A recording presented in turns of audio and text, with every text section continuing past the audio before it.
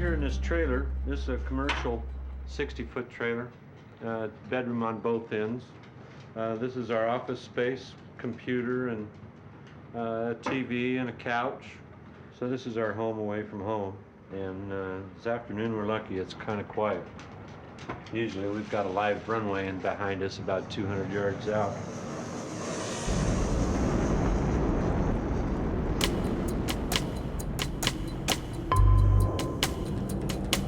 Here we are at JFK International Airport.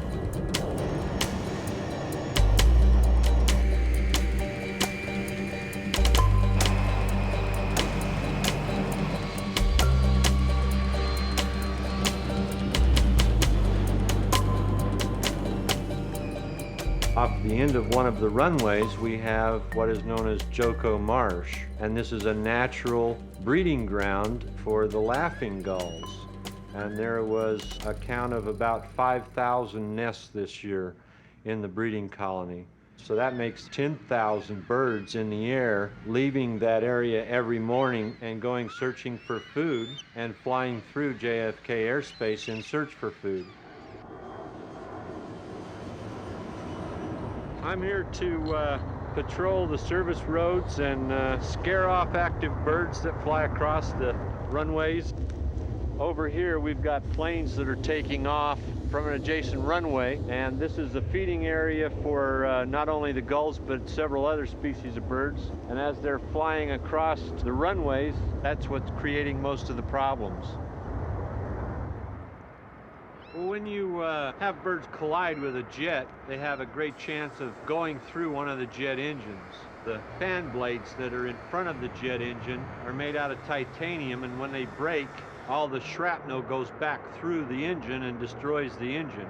Just one bird, a gull, struck a jet engine here 2 weeks ago and basically destroyed the engine on a DC-10. There is no mechanical or electronical devices made, to my knowledge, that can detect these birds coming in. And they come in wherever and whenever you're unexpecting them.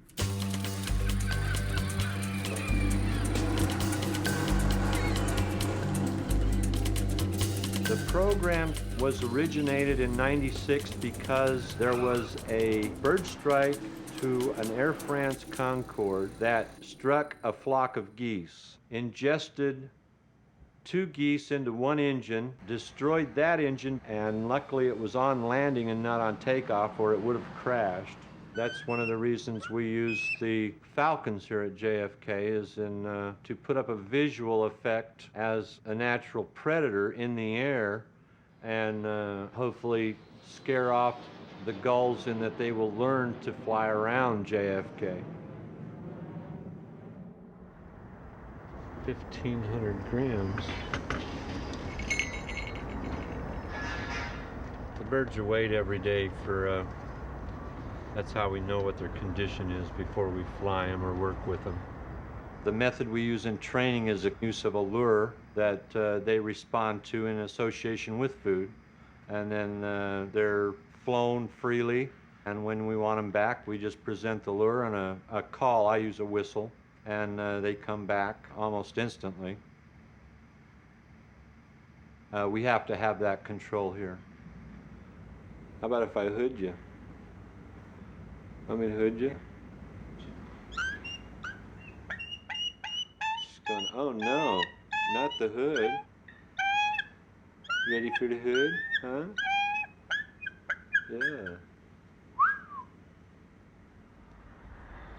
The hood is basically a blinder for the birds. It keeps them calm while they're in transport. It has to be special made to fit and form the shape of their head. Well, falcons generally hunt from a flying position. They're like little bodybuilders. They got broad shoulders. They have big feet and talons. All birds of prey have the hooked beak. The falcons fly with a stiff, pointed wing, so they're very maneuverable. And they have really large feet and sharp talons that they can reach out and snatch something out of midair. They use their speed and their power and their movability to catch other birds. And they're very good at it. All birds are afraid of falcons. It's just a natural instinct that is bred into them. They see that silhouette, that sickle-winged black silhouette coming across the sky, and they know that a raptor's coming, a predator is coming. And that's part of our scare tactic, is the stooping effect of the falcon silhouetted in the sky. These, not only gulls, but other birds can see it from as much as a mile away or further. We're trying to reduce the risk factor of birds striking jet engines. We're on patrol sun up to sundown 7 days a week, 6 months out of the year. And we're just trying to do a natural way of bird control method. This is the 3rd year of the falconry program, and it's been fairly successful with a 50 to 60% reduction in strikes. Each one is different. They all have their own little attitudes. They all have their own little mannerisms, and I mean, they're just individual little creatures, and you have a relationship with them. I mean, you're a hunting companion with them, and they look forward as much to going out flying as you do. I get to see the spectacle of them going up 1,000 feet and coming down and cracking some duck in the back. That's my enjoyment.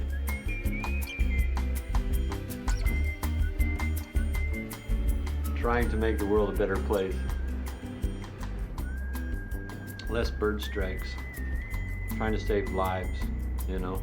That's all it's about. I just don't believe there's anything that will do as good a job as the natural method, which is the use of falcons. How big?